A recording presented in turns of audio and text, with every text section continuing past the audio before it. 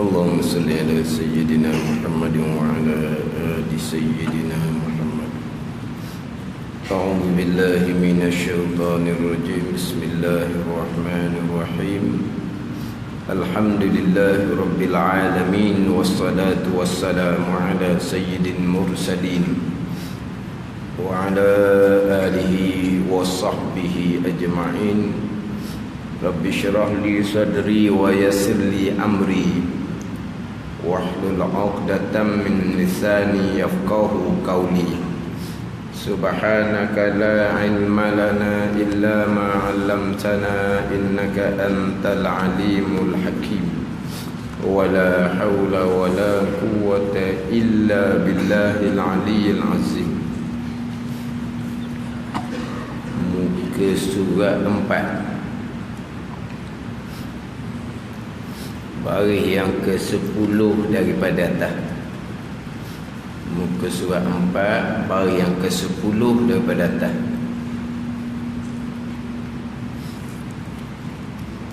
Qala al-muallif rahimahullahu ta'ala wa nafa'ana bi'ulumihi amin. Dan ketahui olehmu bahawasanya maksud yakni tujuan daripada ilmu tasawuf itu, maksudnya membersihkan segala anggota zahir, membersihkan segala anggota zahir daripada segala perbuatan yang keji, supaya ada ia membersihkan segala anggota yang zahir, menyampaikan, membawa kepada membersihkan hati daripada segala sifat kecelaan. Dan ketahui olehmu bahawasanya maksud yakni tujuan daripada ilmu tasawuf itu membersihkan segala anggota yang zahir daripada segala perbuatan yang keji, supaya ada ia membersihkan segala anggota yang zahir, menyampaikan kepada membersihkan hati daripada segala sifat kecelaan. Ini nak cerita berkaitan dengan maksud tujuan ilmu tasawuf adalah membersihkan hati. Tetapi hendak membersihkan hati, terlebih dahulu kita kena membersihkan, kita kena memeliharakan, kita kena menjagakan segala anggota zahir kita daripada segala perbuatan-perbuatan yang keji pada syarak. Jadi sesalah kitab kita ni pada menceritakan mabadi ilmu, pendahuluan ilmu. Sesal cerita pendahuluan ilmu, yang mana semoleknya sebelum daripada kita mengaji apa-apa ilmu, kita kena tahu dululah dia punya pendahuluan dia. Contohnya ilmu yang kita nak belajar ni namanya ilmu tasawuf. Nama ilmu tasawuf. Kemudian tasawuf tu mari daripada suf, bulu yang kasar ke. Tasawuf ni mari dari sufah, mari daripada serambi semasjid. Contoh asal perkataan tasawuf. Tetapi apabila sebut kata ilmu tasawuf, yang dikehendakinya adalah ilmu pada membicarakan berkaitan dengan sifat-sifat yang datang ke atas hati kita. Itu sebut kata ilmu tasawuf. Maknanya ilmu yang membicarakan sifat-sifat yang datang ke atas hati kita. Tasawuf tu asal perkataan tadilah, daripada bulu kasar ke, asal bahasa Arab lurah dia. Tapi kita tak mau ceritalah situnya. Bila sebut kata ilmu tasawuf, apa di ilmu tasawuf? Ilmu tasawuf ni ilmu yang membicarakan sifat-sifat hati. Kemudian ilmu tasawuf ni hukum belajar ilmu tasawuf fardu ain. Kemudian sukatan fardu ain tu kita kena buka kitab lain dah pula. Dalam kitab kita ni umum je disebut hukum belajar ilmu tasawuf fardu ain atas tiap-tiap yang berakal lagi sampai umur. Semua ke fardu ain? Sebab ilmu tasawuf ni tak habis mengaji. Semua fardu ain. Sebahagiannya fardu ain. Tetapi di sini dia tidak datangkan sukatan, sakatan dia panggil. Setakat mana fardu ain, waktu kena buka kitab lain lah pulaknya. Contoh dalam kitab Minhajul Abidin, dalam kitab Hidayatus Salikin, dalam kitab Sairus Salikin, dalam tu dia akan cerita sukatan dia, sukatan fardu ain tu setakat mana. Cuma kalau kita nak kata cara kasar dalam kitab penawar bagi hati yang kita baca ni, cukuplah fardu ain di dalam ni. Ini yang mana Syekh Qadir Al-Mandili mengatakan kitab ni adalah permulaan ilmu tasawuf. Adalah permulaan mana apa, cukuplah dalam ni fardu ain. Mana fardu ainnya? Sekurang-kurang kita belajar sifat hati ni, sekurang-kurangnya kita tahu 10 sifat mazmumah dan kita tahu 10 sifat mahmudah. Itu sekurang-kurangnya. Sifat mazmumah banyak sifat yang dicela pada syarak, bukan 10, tapi sekurang-kurangnya kita belajar 10 sifat mazmumah. Kemudian kita belajar 10 sifat mahmudah. Sekurang-kurang sifat mahmudah banyak, bukan 10 je. Sifat mazmumah kita kata 70 sifat mazmumah contoh. Dan kita kata lain lebih banyak daripada tu lagi sifat-sifat yang dicela pada syarak. Tapi dalam kitab ni didatangkan 10 sifat mazmumah yang menjadi punca kepada sifat-sifat mazmumah yang lain. Yang mana 10 sifat mazmumah dalam kitab Penawar Bagi Hati ini kemudian disusuli dengan 10 sifat mahmudah, sifat yang dipuji pada syarak, adalah hak dalam kitab Imam Ghazali, kitab Arba'in fi Usuluddin.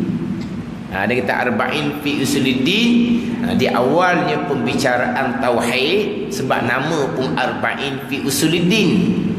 Jadi di awal kitab Arba'in fi Usuluddin, pembicaraannya Usuluddin lah, tauhid. Di belakang tu didatangkan 10 sifat mazmumah dan disusuli dengan 10 sifat mahmudah.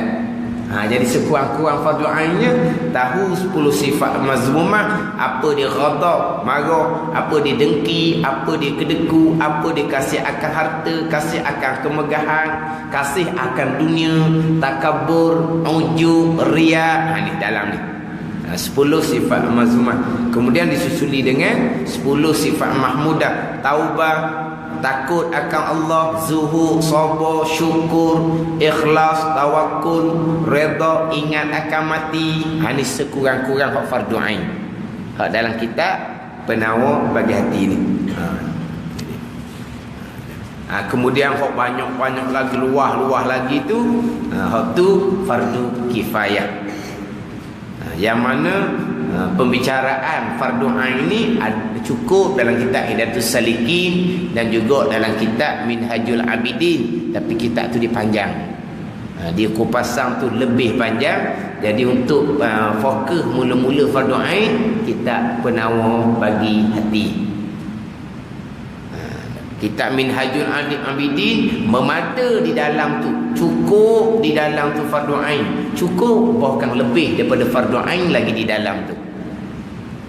Lebih daripada fardu ain di dalam tu, tapi cukup tak cukup, memada, cukup fardu ain di dalam tu. Tapi nak ngaji kitab Minhajul Abidin ni kena ngaji betul benar lah. Sebab dia tebal, dalam 140 muka surat. Kita maklumlah satu muka surat kita jawi lama. Tadi saya tunjuk kita jawi lama. Tengok kitab ni lah, nak mengajar nak apa tengok. Allah aluhnya. Oh, dia tengok kitab dia atas aluh. Saya tunjuk kitab Minhajul Abidin kan. Hak jaga lama tengok Allah aluh kata dia. Aluh. Dia kata tepek, dia kata. Takut dia kata. Tepek dia kata. Tepek huruf tu berkali. Tepek huruf orang tepek nak baca warna. Tapi mungkin mata dia kabur kali. Memang kalau mata kabur, memanglah tulisan besar pun dia takut. No, kalau mata kabur, tulisan besar pun dia nampak macam sekali. Balik mata kabur. Dia tengok kitab Minhajul Abidin itu memang Allah. Bukan 140 muka surat dekat-dekat. Mana kalau mengaji pondok tu baca tiap hari. Bukan baca kuliah mingguan. Tiap hari. 3, 4, 5 tahun tu barang lah. Tiap hari. Jadi kalau kita nak fokus fardu ain, tak ada lah. Tapi dalam tu cukup fardu ain, cukup dalam tu. Tapi kalau kita nak fokus fardu ain tu benar, kita penawar bagi hati, kita ngaji molek tiap satu sifat tu kita kena faham molek. Kita kena buat tandaan, kita kena buat catatan. Selain daripada masing-masing ada kitab, kita kena buat tandaan, dan kita satu-satu sifat tu kita kena ingat, kena ada di ilmu kita. Sebab apa? Sebab kita nak beramal sama dengan ilmu tu. Beramalnya macam mana?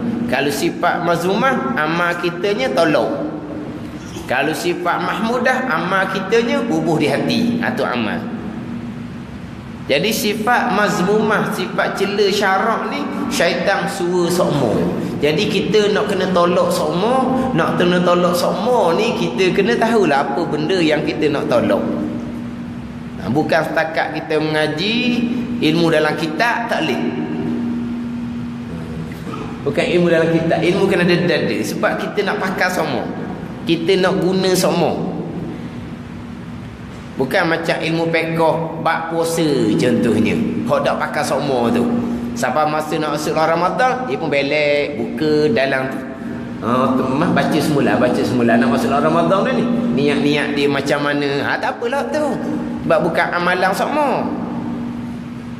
Bukan amalan semua. Tapi kalau bab sembahyang, bab sembahyang tu amalan semua tu, memang kita nak sembahyang kita kena tahu. Kemudian hak bab hati ni.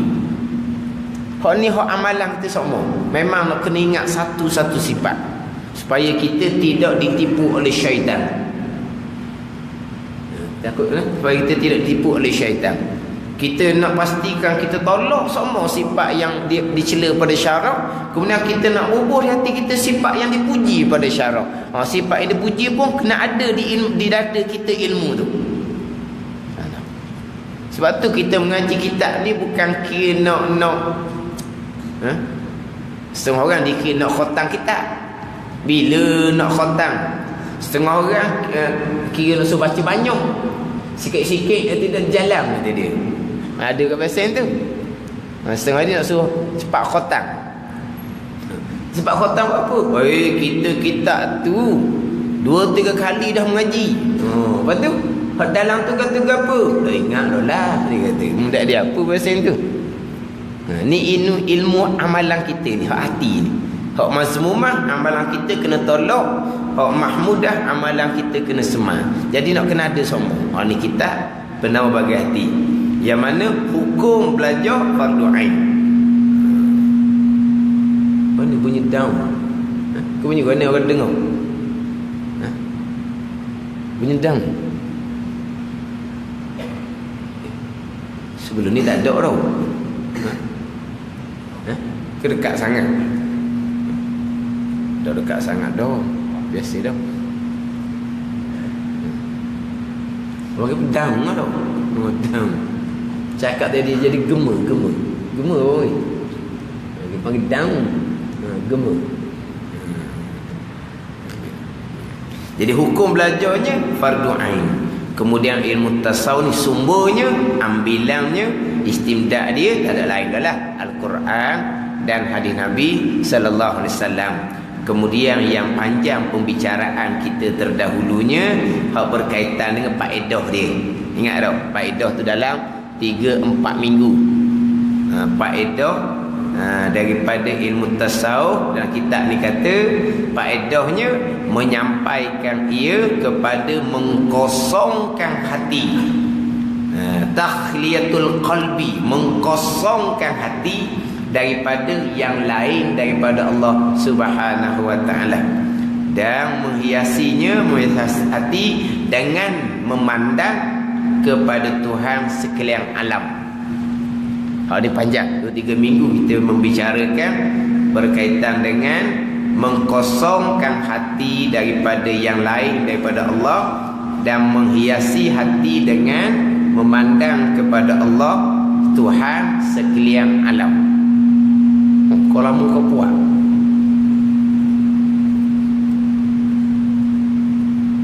Kau boleh dengar okey?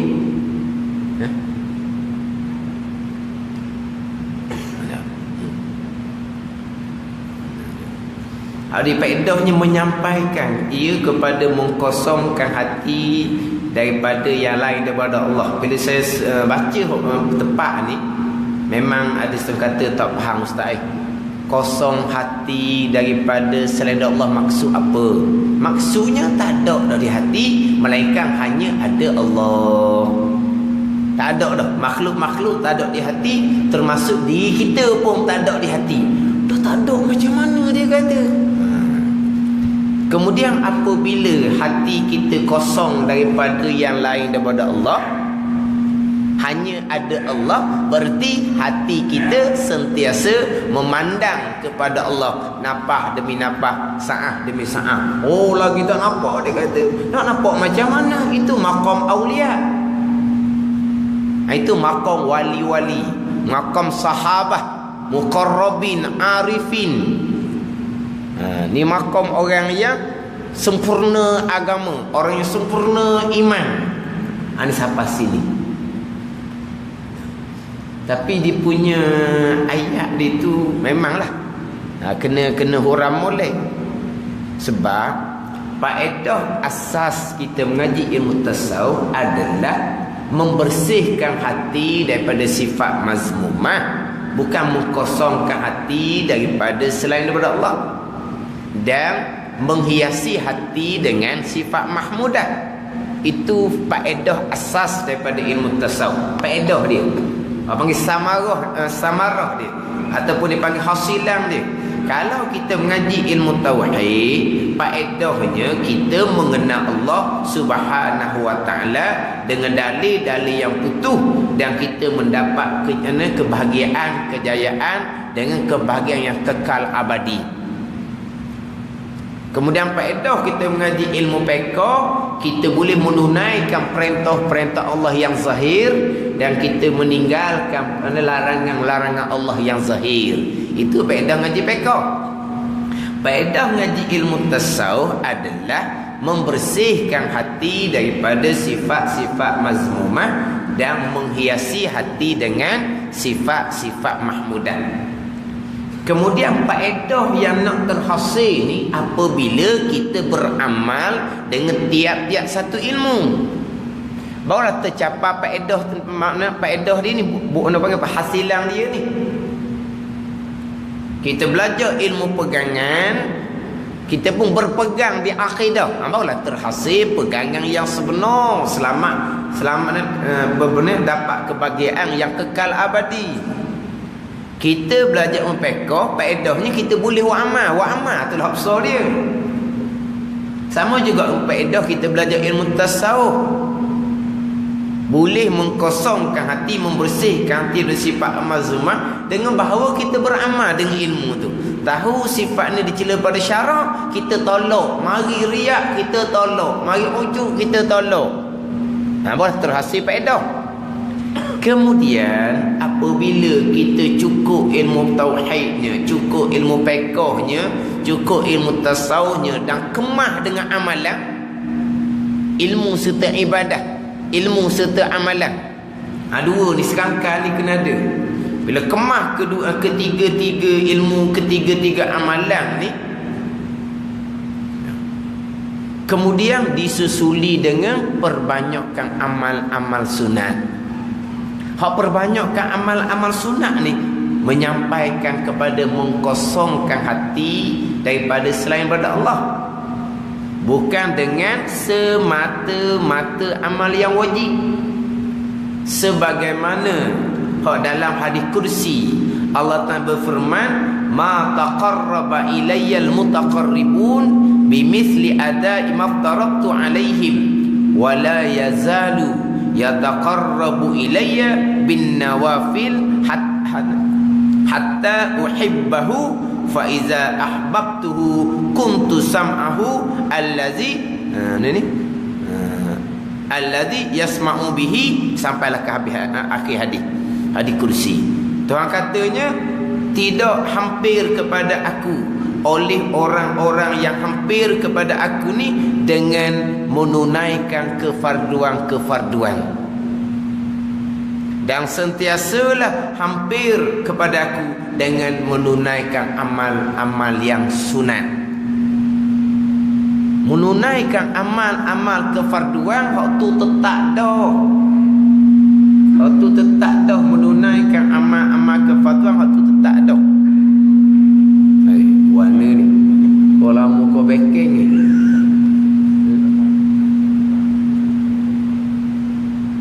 Panggil apa? Juru teknik. Juru teknik kau panggil. Tak ada malam ni dua kali.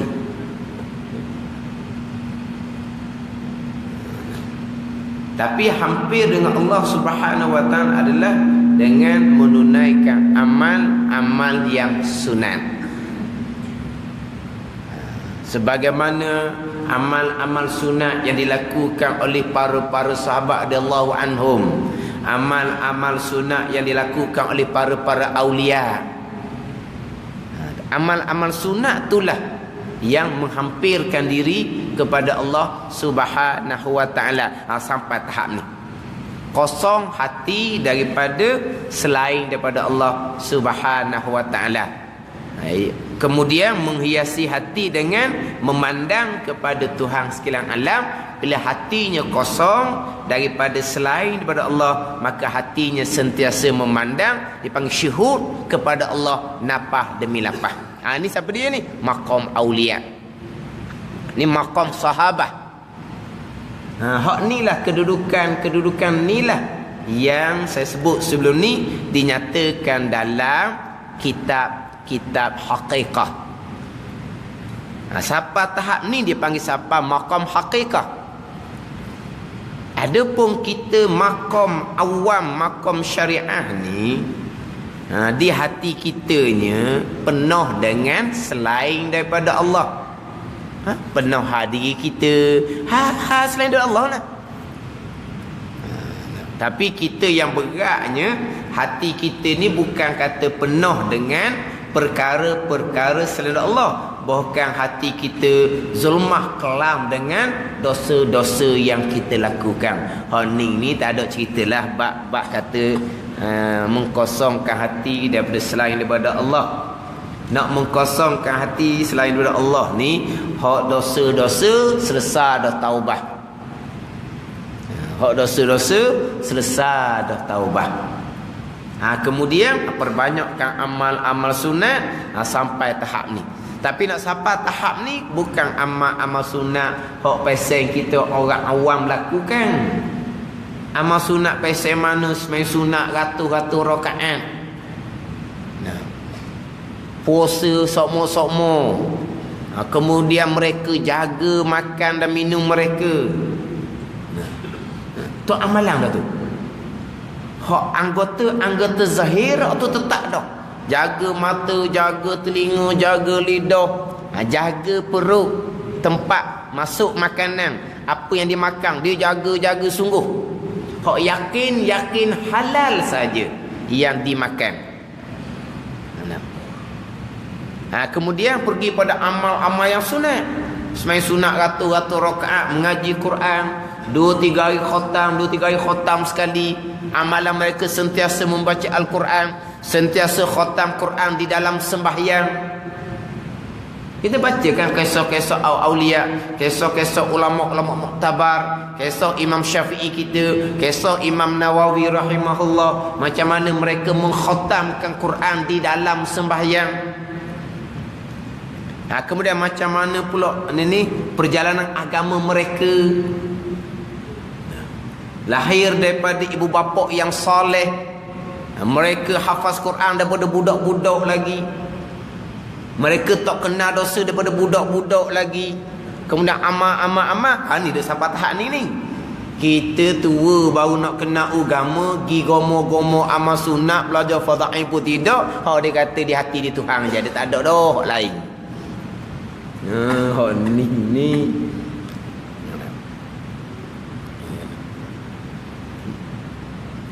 Kemudian zikir pula belah-belah puluh-puluh ribu, belah-belah puluh-puluh ribu. Lama mana masa ni? Belah-belah tahun, puluh-puluh tahun, segelintir yang dipilih oleh Allah Subhanahu wa taala, kata Imam Ghazali rahimahullah. Ini bukan kewajipan. Sampai tahap ni lah ada cerita dan kita hakikah dan kita hikam contohnya, bukan sulakung di kita. Nak ceritanya orang dua tahap ni macam mana basirah mereka, hati mereka. Hati mereka hanya ada Allah Subhanahu wa taala. Siapa tahap makrifah peringkat aulia ni? Sebenarnya kita hikam menyatakan bahawa man arafal haq syahidahu fi kulli syai. Sesiapa yang mengenal Allah Subhanahu wa taala nescaya memandang Allah pada tiap-tiap sesuatu. Sesiapa yang mengenal Allah nescaya memandang Allah. Tadi kata memandang. Memandang kepada Tuhan sekalian alam. Maknanya dia memandang Allah pada tiap-tiap sesuatu. Apabila basar, mata lendai, mata rutin ni tengok satu perkara, basirah memandang Allah Subhanahu wa taala, napah demi napah, saah demi saah. Siapa yang mengenal Allah makrifah ni? Makrifah aulia, makrifah para sahabat, dipanggil makrifah khasah. Kita duk ngaji sifat 20 tu makrifah permulaan agama untuk sah iman. Ni makrifah aulia. Mereka mereka memandang Allah pada tiap sesuatu. Ni tak boleh laku ni. Ni laku tu Allah, kafir. Jangan main gitu.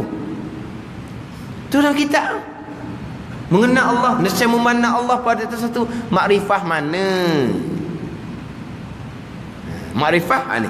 Hak makrifah yang kosong hati daripada selain Allah, yang di hatinya hanya memandang Allah Subhanahu wa taala. Ni zauki, hak kecat di batin, bukan buat-buat. Ni kena letak molek ni. Memang dalam pembicaraan sayanya dalam bab pegangan, saya akan tekan bab ni sebab tersalah pemahaman dalam berkaitan dengan makrifah. Antara makrifah permulaan agama, kita mengaji sifat 20 nak sah iman, dengan makrifah aulia ni. Kalau dicampur dua perkara ni, boleh buat pada rosak pegangan. Yang jelasnya jahil ilmu hakikah, mereka tak faham. Dalam kitab hakikat sebut makrifah tu makrifah apa. Dan kitab hakikat cerita tauhid apa. Tauhid tu tauhid aulia. Kita tauhid pegangan lain. Kemudian nyata laginya jahil ilmu tauhid, ilmu permulaan agama. Jelas-jelas jahil ilmu tauhid, ilmu makrifah permulaan agama. Siapa mereka tak faham apa makna makrifah permulaan agama, apa makna ilmu tauhid itu dengan ngaji sifat 20, apa makna i'tiqad pegangan itu dengan ngaji sifat 20 tu. Kalau kita kata i'tiqad, kita berpegang dengan 50 simpulan iman, 50 simpulan aqaid. Akidah tu apa? Akidah ni pegangan. Apa makna pegangan? Kita mengetahui dan mengaku putus di hati itu pegangan. Tapi hati tak ingat sebab hati kita ni penuh dengan selain daripada Allah Subhanahu wa taala. Lepas tu macam nak tak ingat ni salah ke tak? Tak ada salah-salah pun. Dan kita hakikat sebut, selagi di hati kita ada perbuatan kita, selagi di hati kita ingat kepada tadbir kita, selagi di hati kita ingat akan perbuatan kita, macam mana kita? Kita duduk tak terbalik ni bukan kita buat. Kita belaka lah. Selagi kita ingat kita, belum lagi ma'rifatullah, belum lagi mentauhidkan Allah. Belum ma'rifatullah, belum mentauhidkan Allah ni dalam kitab mana sebut gitu? Dan kitab hakikat itu belum lagi mentauhidkan Allah, belum lagi ma'rifatullah, belum sampai tahap ni. Belum sampai tahap kosong hati daripada selain daripada Allah. Kenapa? Tak wali lagi. Dah tak wali apa lagi, apa masalahnya? Tapi kalau dalam kitab sifat 20, seumpama ni belum mentauhidkan Allah, kafir lah. Kalau seumpama ni belum lagi ma'rifatullah, kafir lah kalau dalam kitab sifat 20. Tapi dalam kitab hakikat kata belum mentauhidkan Allah, belum ma'rifatullah, dengan mana apa? Dengan makna tak sampai makam wali. Dah apa masalahnya? Sebab kitab tu bukan cerita berkaitan dengan pegangan. Ni siapa peringkat mengkafirkan apa semua, mengsyirikkan, penuh pegangan. Kalau tak faham, apabila kita makhluk penuh di hati ni, maka banyak kitanya lah berharap ke makhluk. Banyak duit dalam bank, berasa tak susah dalam masa depan. Gitulah. Sebab hati kita penuh dengan makhluk. Duit banyak dalam bank, berasa sedap dah. Duit banyak dalam poket pun berasa sedap nak berjalan. Kita nak berjalan ke, nak pergi shopping ke, kalau duit banyak dalam beg, dalam poket ni, sedap rasa. Kalau duit tak ada, orang dia nak jalan. Begitu juga kalau duit banyak dalam bank kau, rasa sedap sikit. Masa tak susah masa depan. Bukan gitu kita orang awam. Luak sikit, Allah luak dah. Sikit je luaknya. Tak nak tidur dah. Allah, makan modal 2 bulan ni. Tak nak tidur dah. Sebab apa? Sebab hati kita tu bergantung dengan makhluk, orang panggil. Lepas tu berdosa ke tak? Kalaulah dia bergantung ke duit, sampai ke kewajipan pun dia sayang, berdosa lah. Tapi kalau kewajipan mana? Kewajipan zakat, dia selesai kot. Kewajipan nafkah wajib dia selesai juga, tak berdosa lah. Tapi orang panggil apa ni? Hatinya penuh dengan makhluk. Jangan pula kata duit banyak dalam bank, berasa yakin tak susah dalam masa depan, kafir syirik. Ni orang panggil tak faham. Mengkafirkan, mensyirikkan orang mukmin. Ini orang mukmin dah, tapi bukan mukmin yang kamil. Sebab apa? Hati penuh dengan makhluk. Termasuk duit tu makhluk lah. Itu kan mukmin yang kamil. Tapi mukmin lah. Mukmin kamil sahabat. Mukmin kamil aulia. Itu mukmin yang kamil, yang sempurna. Apabila kita pergi jumpa doktor, lega kita. Pergi jumpa doktor pula, bukan doktor biasa. No, doktor pakar. Klinik swasta, bayaran dia. Faham-faham je lah. Tapi kalau jumpa doktor pakar, kita harap sikit. Kalau doktor hospital ni doktor baru. Doktor pakar ni doktor, kita pun berasa harap, berasa baiklah, sembuhlah. Apa? Kita bergantung ke makhluk, orang panggil. Syariat tak salah. Ni ibham syirik, kafir. Allah punah agama. Tak ada orang Islam, tak ada orang mukmin kalau pakai hukum gitu. Anak 2 orang jadi doktor, mak ayah pun rasa tak using dah. Sebab apa? Anak sendiri 2 orang doktor, tak using dah. Kalau ada sakit demam pun tak using dah. Sebab apa? 2 orang anak kita doktor. Abang apa tu? Berharapkan no. Abang apa? Hati penuh dengan makhluk. Jangan berbuat syirik. Ini semua orang salah pengajian. Orang yang mengaji ilmu hakikat dengan guru yang tidak berguru ilmu hakikat, yang kemudian dia jahil lagi ilmu fardu ain, hak mula-mula sekali ilmu tauhid untuk sah pegangan. Tapi benda ni ada dalam masyarakat kita. Orang ni kena jaga molek.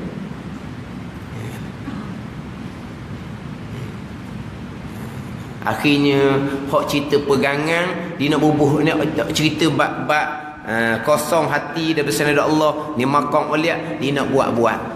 Tak ada kita Tuhan, tak ada apa kita Tuhan belaka. Mana ahli sunnah wal jamaahnya? Ahli sunnah wal jamaah wajib kita isbatkan kita ada pilihan, kita ada perbuatan. Tak ada macam mana kita ada pilihan, kita ada perbuatan, kita ahli sunnah wal jamaah. Tak ada pilihan, tak ada perbuatan, tu Jabariyah. Itu dalam kita hakikat itu dicapai dah. Makom tu bukan dia buat. Allah yang sucikan hatinya daripada selain daripada Allah. Selain daripada Allah ni termasuk perbuatan kita sendiri, termasuk pilihan kita sendiri pun tak ada di hati. Yang ada hanyalah Allah. Dipanggil maqam fana. Lenyap di basirah mereka, yang ada hanyalah Allah Subhanahu wa taala. Hati mereka kosong daripada selain daripada Allah. Termasuk diri kita sendiri, termasuk pilihan kita sendiri, termasuk perbuatan kita sendiri, bukan buat-buat.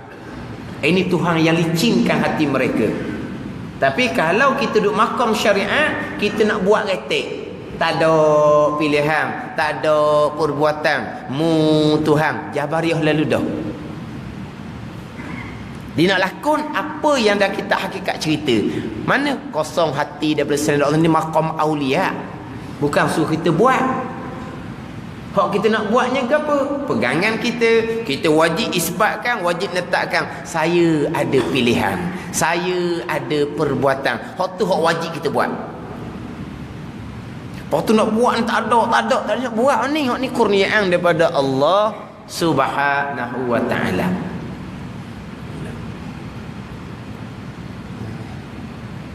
Orang kosong hati daripada selain Allah, tadilah kisah-kisah ulama-ulama muktabar terdahulu. Maknanya tak kenal dosa. Tapi tidak dinafikan bahawa ada pilihan Allah Subhanahu wa taala di kalangan orang yang ahli dosa, tiba-tiba sampai makom ni, itu pilihan Allah Subhanahu wa taala.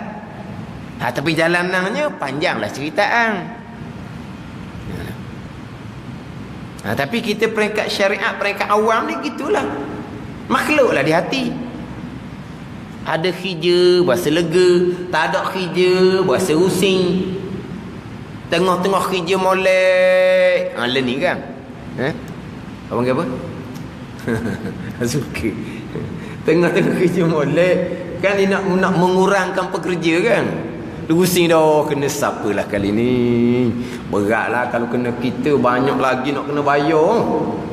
Banyak lagi nak kena bayar. Dah rusing dah. Walah segala-galanya qadar dan qadar Allah. Dah rusing buat apa? Rusing sebab pergantungan kita kepada asbab. Pergantungan kita kepada kerja buat kita. Ini yang panggil makom orang awam, makom syariah. Tak ada salahnya.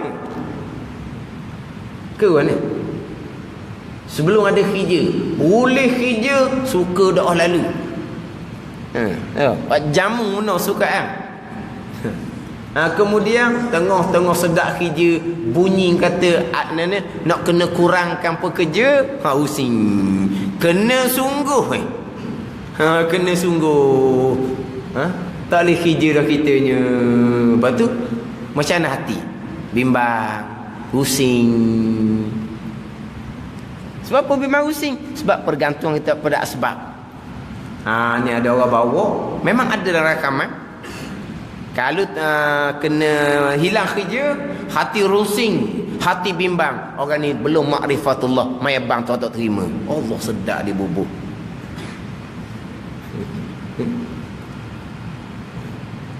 Dan ada bawakan dua kali saya dengar misal ni. Dia buat contoh. Kita pergi Kuala Lumpur. Ini contoh real ni. Contoh yang sama saya sebut. Pergi Kuala Lumpur, kena musibah macam mana, kita buat misal lah macam mana pun, hilang segala-gala di tangan kita. Curi dia orang ke apa ke, tak ada apa satu di kita. Bil pun tak ada, bil duit pun tak ada, licin. Telefon pun tak ada, tak ada sabuk kita, tak ada apa satu di kita. Bah kita Kuala Lumpur Telefon tak ada, duit tak ada. Orang hok lupa yang kita nak pergi tu, kita nak oyak pun dia. Sebab apa? Nak pergi kejutan. Dia pun tak tahu kita nak pergi ni. Sebab kita siapa lupa, kita nak ambil taksi, kita nak pergi lah rumah dia. Sekarang ni duit pula tak ada. Nak cari duit, telefon pula tak ada. Nak telefon hal lain, nombor pun tak ingat. Duit pun tak ada. Lepas tu macam mana duduk ambah? Berasa tenang ke berasa duduk bimbang lah? Mana? Tenang je. Sebab apa? Allah atur belah kedah. Siapa kalau lupa esok Tuhan takdir daripada azab. Kok mana kita lakukan esok? Bimbang ke tak? Menangis jawapan dia dalam faham. Bukan kata bimbang, menangis. Dia kata bimbang. Orang ni tidak makrifatullah, mayabang tahu tak terima. Sebab apa? Tidak beriman dengan takdir Tuhan. Allah dia ubah gitu. Ini dalam ajaran seumpama ni. Ini ajaran ada dalam rakaman. Dia apa? Dicapu ni. Orang yang sampai kepada Allah dengan cerita orang yang permulaan agama yang sah iman ni. Hak imam lemah macam imam kita orang awam ni. Sebab apa? Sebab tidak bergantung kepada Allah. Mana dia kata tidak beriman kepada susunan Allah. Allah susun daripada azal kan. Siapa dia kalau lupa mana kita melangkah, Allah telah susun daripada azal. Nak using buat apanya? Tapi kenapa kita using? Sebab kita bergantung kepada asbab. Asbab hilang di kita, duit pun tak ada, telefon pun tak ada, maka kita pun using. Ini orang awam, orang yang hatinya penuh dengan asbab. Tapi nak sampai tahap ni, ini pilihan Allah Subhanahu wa taala. Kosong hati daripada selain daripada Allah. Yang ada di hati hanyalah Allah Subhanahu wa taala sahaja. Ini disebut menyampaikan. Hak siapa sungguh pilihan Allah. Jadi kita kena beza molek antara kita mengaji bab pegangan dengan cerita berkaitan kedudukan orang yang hati hanya ada Allah Subhanahu wa taala. Memang kalau ada kata saya pun tak nampak, macam mana boleh hati dia kosong yang ada hanyalah Allah? Nak cerita macam mana? Cuma kadang-kadang seorang tok guru dia misal orang gila kat orang. Dia misal orang gila kat orang. Dia gila sungguh kat orang tu. Tak ada benda lain di hati dia. Hanya ada orang tu je. Mana? Aja kena? Aja kena tau? Orang puang apa? Orang lelaki pun sama lah. Orang puang je gila kat orang. Orang lelaki tak gila orang. Orang puang je. Orang puang dah gila kat orang berat lah. Kata orang lelaki. Sedap. Sama je lelaki puang je. Jadi dia gila kat orang tu. Di hatinya hanya ada orang tu je. Siang malam teringat-ingat orang tu. Dia cakap dengan siapa-siapa pun, dia cakap je, hati dia melayang. Orang tu. Mana? Orang siapa tahap ni kau, tengok pakaian kawan tu, nampak tuan. Tengok pakaian di ampayang tu, nampak tuan. Bukan tuan duduk gantung di ampayang, putus lah ampayang tu. Nak tengok selipar tangga, nampak tuan. Daripada jauh, nampak atap, nampak tuan. Bukan tuan rumah tu duduk nerak atas atap tu, bukan. Sebab apa? Sebab hati hanya ada orang tu je. Tengok atap rumah orang tu dengan basirah nampak tuan dia. Sebab apa? Hatinya hanya ada tuan tu saja. Gitu je misal. Lepas tu hati setiap saat dia ingat ke orang tu. Dia kalau boleh nak kurang sikit ingatan. Sebab apa? Terseksa. Nak kurang sikit ingatan, tak jadi. Sebab apa? Di hati hanya ada orang tu je. Di hati hanya ada Allah. Napah demi napah, saah demi saah, hanya ingat kepada Allah Subhanahu wa taala. Lupa sesaat, seolah-olah pegang gelas, terlucuk, pecah gelas, punah dia. Lupa kita sesaat je, dosa yang amat besar. Lupa kita sesaat je, murtad dah dianya. Murtad apa? Murtad maqam. Daripada maqam hampir dengan Allah, maqam tinggi, dilupa sesaat. Murtad maqam, maknanya jatuh maqam. Bertaubat kembali, naik maqam balik. Bertaubatnya apa? Bertaubat daripada lupa ketuang sesaat. Tu taubat mereka. Kita taubat dari dosa-dosa ni kewajipan kitanya. Lupa ketuang sesaat, murtad maqam. Bukan murtad agama. Murtad agama tu kita buat syariat. Lupa ke Tuhan, kafir jo. Jangan main. Faham tak? Ini orang duk siapa tahap ni? Siapa tahap sempurna agama, sempurna iman, pilihan Allah Subhanahu wa taala. Faham tak?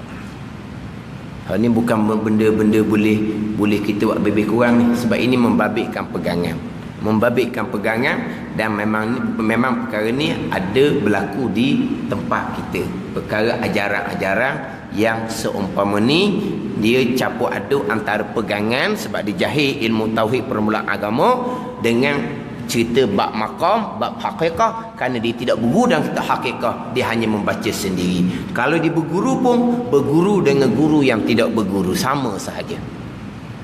Jadi tak boleh nak membezakan macam mana kedudukan pegangan maqam i'tiqadiyun, maqam syariah kita, dengan maqam dia panggil maqam syuhudiyun, itu maqam aulia. Maqam musyahadah, itu maqam aulia. Siapa kosong hati daripada Allah ni, menghiasi hati dengan mana Allah Ta'ala, ini maqam musyahadah, menyampaikan jalan sampai sini, tapi siapa sungguhnya pilihan Allah Subhanahu wa taala. Jadi kira-kira kita ulang balik pendahuluan ilmu. Jadi insya-Allah kita baca tadi berkaitan dengan maksud ilmu tasawuf ni, kita baca balik minggu depan lah. Kita baca semula minggu depan. Dan ketahui olehmu bahawasanya maksud dari ilmu tasawuf itu membersihkan segala anggota yang zahir daripada segala perbuatan yang keji, supaya ada ia menyampaikan kepada membersihkan hati daripada segala sifat kecelaan. Inilah tugas kita, peringkat syariat yang menjadi kewajipan kepada kita. Wallahu a'lam. Bismillahirrahmanirrahim. Alhamdulillahirabbil alamin, wassalatu wassalamu ala sayyidil mursalin wa ala alihi wa sahbihi ajma'in. Allahumma aftah alaina futuhal arifin, Allahumma allimna ilma akdamin, wa fahimna famas sabiqin, warzuqna riqat talibin. Allahumma zidna ilman wa alhiqna bis salihin. Wa sallallahu ala sayyidina Muhammadin wa ala alihi wa sahbihi wa sallam, walhamdulillahi rabbil alamin.